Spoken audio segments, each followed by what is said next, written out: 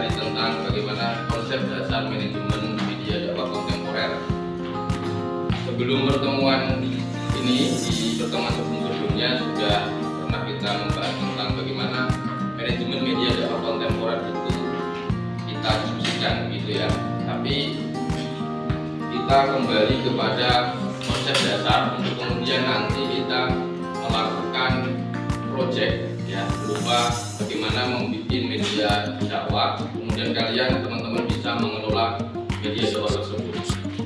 Oke, baik, ini konsep dasar manajemen media dakwah kontemporer. Untuk pendahuluan teman-teman bahwa media itu menjadi salah satu unsur dakwah yang sangat penting sekali. Dari sekian banyak unsur-unsur dakwah, media menjadi salah satu penentu yang kemudian bisa memiliki peran yang sangat signifikan dalam penyebaran informasi termasuk saluran dakwah. Penggunaan media dari sejarah dakwah dari dulu sampai sekarang mengalami perkembangan. Nah, dari situasi bagaimana pentingnya media sebagai sarana untuk dakwah, maka membutuhkan manajemen dengan planning, organizing, dan controlling untuk mengelola media dakwah. Kemudian perkembangan media dakwah bisa dibagi dalam beberapa fase tradisional, elektronik, dan juga digital. Dari fase ini dapat kita ketahui dari diksinya ya. Ketika tradisional ini menggunakan cara-cara yang tradisional yang diseti, kemudian elektronik ini ada televisi, radio, dan seterusnya. Ini mulai booming sejak tahun 1970. Kemudian media digital seperti sekarang ini bisa diketahui. Kemudian perbedaannya bisa kita ketahui bersama, bagaimana pemanfaatan media tradisional, bagaimana pemanfaatan elektronik dan juga digital. Nah, saat ini kita berada di posisi era digital 4.0. Penggunaan teknologi digital sudah semakin banyak. Maka bagaimana teman-teman dalam dakwah kontemporer ini bisa menggunakan sarana digital. Kemudian mengenai pentingnya manajemen media dakwah konteks dalam kontemporer, ini yang pada intinya saya langsung kepada kesimpulan nanti bisa disimak di dalam video bahan pembelajaran yang sudah dibahas.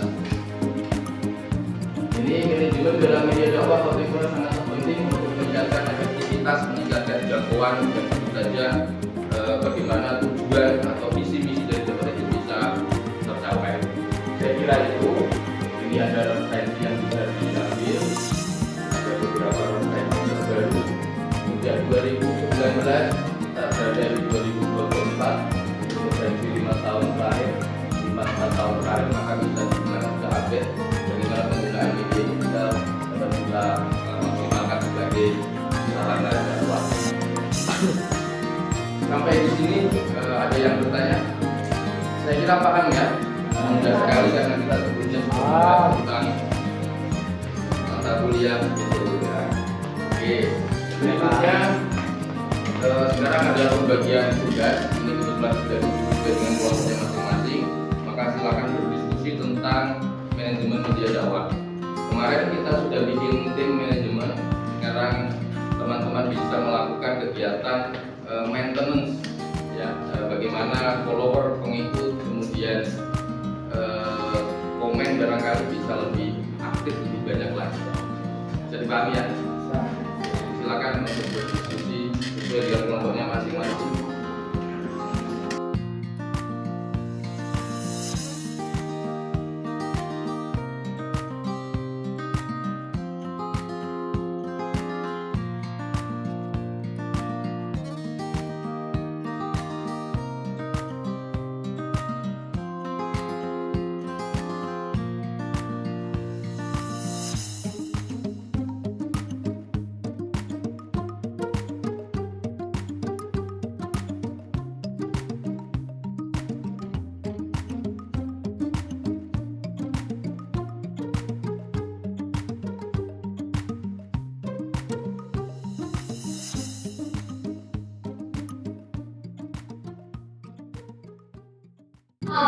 Oke, diskusi sudah selesai.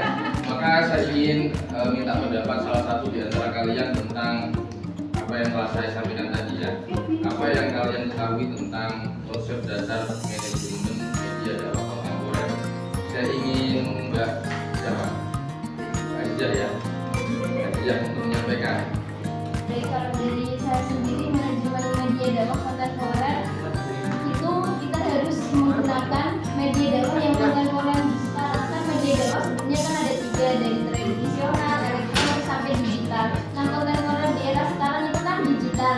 Jadi ya kita harus memanfaatkan digital tersebut untuk teknologi berkreasi dengan meruangkan yang mempunyai pesan dakwah sendiri, tapi ada ciri khasnya yaitu menggunakan dakwah kontemporer. Media kontemporer itu sendiri berupa media digital sekarang seperti media sosial yaitu YouTube, Instagram, terus TikTok yang sekarang sedang boomingnya. Rencana yang akan dibuat oleh kelompok Anda media apa? Media dakwah kontemporer.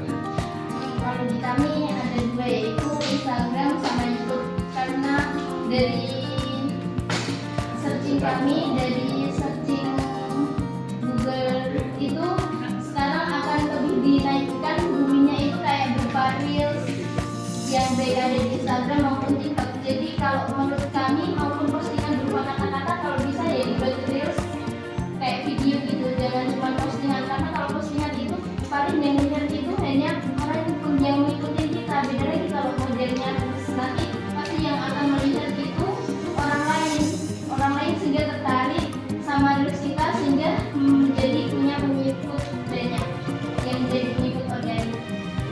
Tepuk tangan untuk Mbak Ija.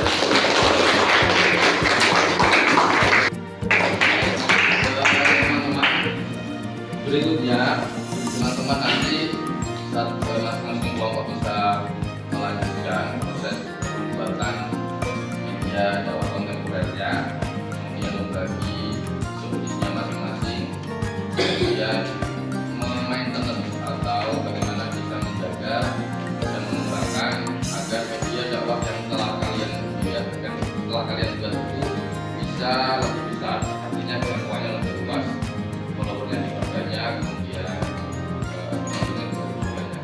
Saya kira itu demikian pertemuan kita pada pagi hari ini.